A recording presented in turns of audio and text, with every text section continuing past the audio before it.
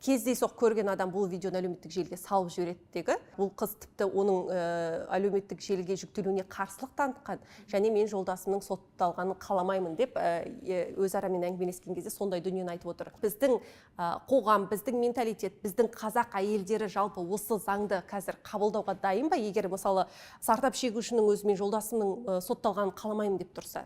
Әйелдер қоғамы 10 миллионнан астам әйелдер бұл заңды қабылдауға дайын деп ойлаймын. Бізде жаңа ұрпақ өсіп келе жатыр. Ол мүлдем бөлек ұрпақ. Ол ұрпақ бұл қатыгездікті, бұл озбырлыққа шыдамайтын ұрпақ, және олар шыдайды екен, енді ол ұят екен. Ер азаматтар оған жол беруге болмайды менің ойымша. Кез келген кейін біз ол азаматтың көрдік қой видеосын. Момақан болып сұраған видеосын көрдік қой. Онда ұрмасын. Егер ұрады өз-өзін ұстай алмайтын агрессор болса, онда оларға, дәл сондай азаматтарға қатаң жаза бар екендігін дәлелдейтін заң. Қабылдай ма, қабылдамай ма, ол екінші нәрсе. Оған балабақшадан, мектептен, колледж, университеттерде бұған арнайы гендерлік теңдік тақырыптарында, қазіргі таңда әйелдер тақырыбында, жалпы ер азаматтардың тәрбиесі тақырыбында үлкен жұмыстар басталады. Бұл идеологиялық тұрғыдағы жұмыстар.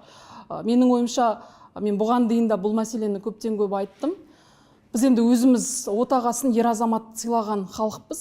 Бірақ 90-шы жылдардағы бермен қарайғы тарихты қарайтын болсақ, біздің елде қиын жағдай болған кезде біздің аналарымыз, біздің әжелеріміз, қыз келіншектер, олар сол отбасын асырауға бүкіл денсаулығын да салды, білімін де салды. Енді кезек келді.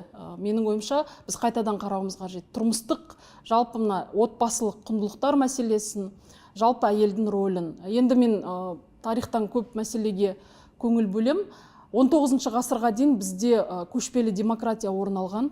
Бізде осындай ұланғайыр территорияда әйелдер де атқа қонып, осы әскер болмаған, бірақ ерлермен қатар жүріп, осы елді қорғауға өздері атсалысқан, жауапкершілік алған. Кез келген әйеліміз біздің Әлия мен Мәншүктей ержүрек, батыр, мерген болған, және осы Әлия апаларымыз бен Мәншүк апаларымыздың бойындағы мергендік пен ержүректік, ол біздің ғасырлар бойы келе жатқан әжелеріміздің қанынан берілген гендік, менталды қасиеттер деп ойлаймын.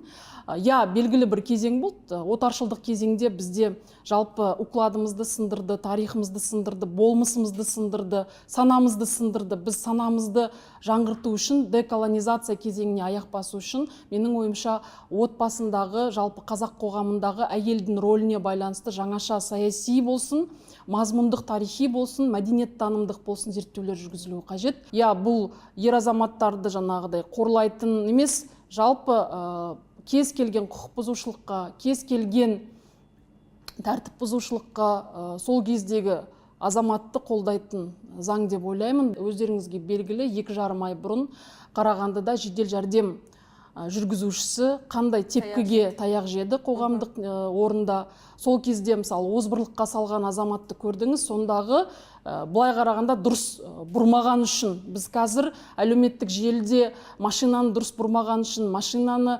пипілдеткені үшін, былай қарағанда сигнал берген үшін, күнде әйтеуір бір физикалық жағынан күшті адамның, әлсіз адамның, сондай мықты адамнан, күшті адамнан таяқ жеп атқандығын көреміз. Бұның барлығы шын айтқанда дұрыс емес. Біз ұзақ жылдар армиядағы әлімжеттік мәселесін көріп келдік қой. Егер біз отбасындағы, жалпы қоғамдағы тұрмыстық зорлық-зомбылық мәселесін заңнамалық шеше алмасақ, онда біз армиядағы әлімжеттік мәселесін шеше алмаймыз. Жақсы.